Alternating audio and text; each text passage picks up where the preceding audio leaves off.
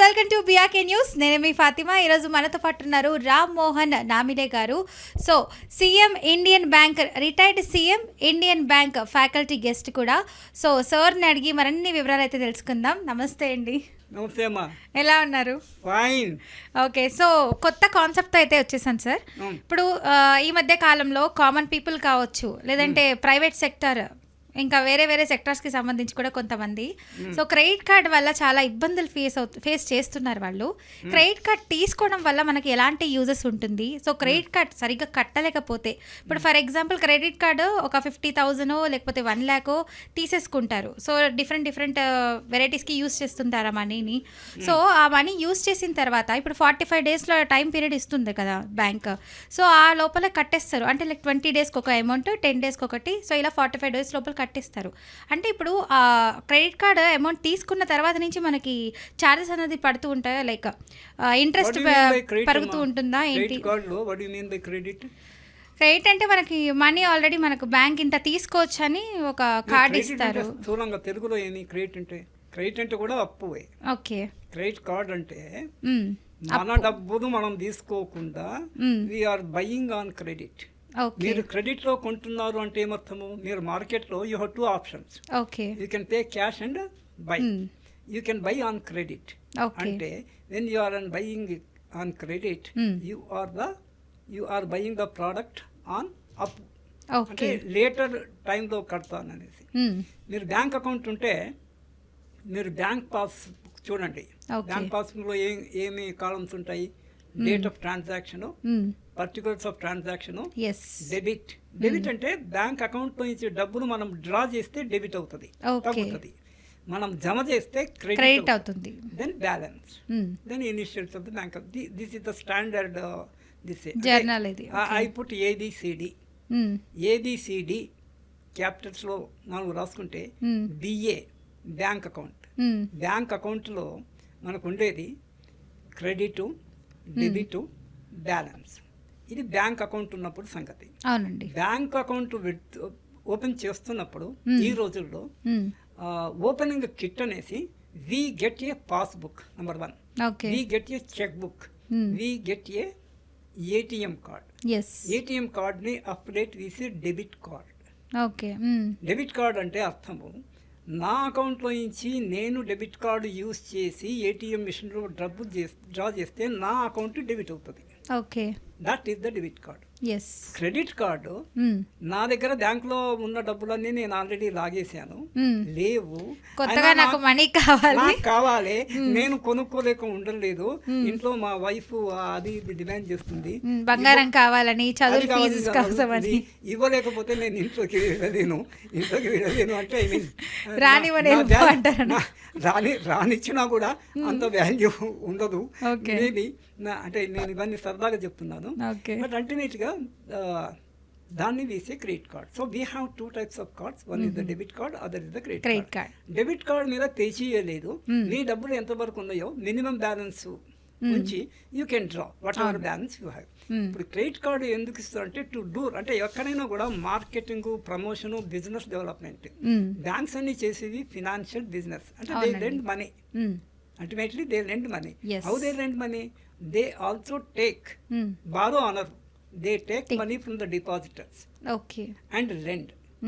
మరి లెండ్ చేస్తున్నప్పుడు నువ్వు డిపాజిట్ దగ్గర బారో చేస్తున్నావు అంటే బ్యాంకు ప్రెస్టీజియస్ ఇన్స్టిట్యూషన్ కనుక they don't use the word borrow. I am not borrowing from you, you deposit in my bank, I will pay you interest.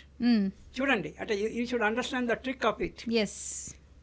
They are borrowing in fact, but they don't use that. When they borrow, ఒక్కొక్కసారి bank మార్కెట్లో కూడా borrow చేస్తుంది, they use the word borrow. From the depositors, it is not borrowing. It is only accepting deposits. RBI Banking Regulation Act లో ఉన్న definition కూడా accepting deposits from the bank for the purpose of lending. Now coming back to credit card.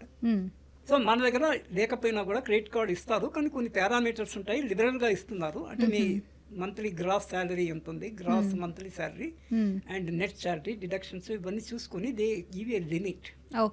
దాంట్లో gold card అని, platinum card అని different నమూనాలు ఉన్నాయి. So ఒక 50,000 limit, 1 lakh limit, 2 lakhs limit, it may be bank to bank and the paying capacity of this person is and based on the CIBIL score. ఈ ప్రతి దానికి bank loans ఎప్పుడు ఇవ్వాలన్నా కూడా సిబిల్ స్కోర్ చేస్తారు. ఓకే సిబిల్ స్కోర్ చూసి దాని ప్రకారంగా ఇస్తుంటారు. నౌ ఈ అల్టిమేట్గా ఏ బ్యాంకు క్రెడిట్ కార్డు ఇచ్చినా కూడా క్రెడిట్ కార్డ్ ఇష్యూయింగ్ కంపెనీస్ మూడే మూడు. ఏంటి సార్ ఆ 3 కంపెనీస్? ఇంటర్నేషనల్గా 2. One is Mastercard. ఈ క్రెడిట్ కార్డు ఉందా? లేదు. క్రెడిట్ కార్డు ఉన్నవాడు చూసుకోండి, దాని మీద మాస్టర్ కార్డు కానీ వీసా కార్డు కానీ ఉంటుంది.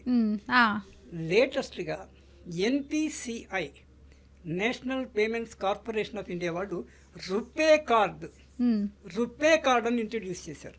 అంటే that is the Indian company. అంటే వీళ్ళు ఏం చేస్తారంటే వీళ్ళు ట్రాన్సాక్షన్స్ అని మానిటర్ చేసి అల్టిమేట్గా ఫైనల్ అకౌంట్స్ ఎవరికి ఏది ఇచ్చేది, కమిషన్ కానీ లేకపోతే payments whatever's these 3 out of which RuPay card is the Indian card, Master and Visa are international credit card monitoring or the superior agencies. Okay. Any bank, in association with any of these card companies, card companies, okay, they can issue the. అంటే నేను చిన్నప్పుడు ఇంగ్లీష్లో మాకు lesson ఉండేది, పొలోనియస్ advice to his son అనేసి 9వ తరగతిలో. అంటే వాడు తండ్రి చనిపోయేప్పుడు వాళ్ళ కొడుకు చెప్తున్నాడు, నైదర్ ఏ బారోయర్ నర్ ఏ లెండర్ బి. నీవు అప్పియకు, అప్పు తీసుకోవు. ఆయన అభిప్రాయం ఏంటంటే అలా చెప్పడంలో, నీవు అప్పిచ్చావనుకో తీసుకున్నవాడు నీకు టైంకి ఇవ్వడు, నీ పనులు నట్టుబడతాయి, నీకు హెడ్ఏకు, మళ్ళీ అడగడానికి పోతే మీరు మొన్న పేపర్లో వచ్చింది చూసారమ్మా, అప్పు తీసుకొని అప్పు సతాయిస్తుంటే కట్టు అంటే ఇంటికి పిలిచి చంపేశాడు వాడిని. I think yesterday it was in the news paper. సరే అప్పు ఇవ్వట్లేదు, అప్పు తీసుకుంటున్నావు అనుకో, ఎగ్గొట్టే కెపాసిటీ నీకు లేకపోతే, వాడిని బెదిరించే కెపాసిటీ మీకు లేకపోతే వాడు వచ్చి మిమ్మల్ని బెదిరిస్తుంటాడు, పీస్ ఆఫ్ మైండ్ ఉండదు. ఇది అప్పట్లో చెప్పింది. కానీ ఇప్పుడున్న పరిస్థితుల్లో జీవితంలో ఏదో ఒక దశలో ఏదో ఒక మీనింగ్ఫుల్ పర్పస్కి అప్పు చేయక తప్పదు. అవునండి. పర్టికులర్లీ అమ్మాయి పెళ్లి, అబ్బాయి పెళ్లి అన్నట్లా.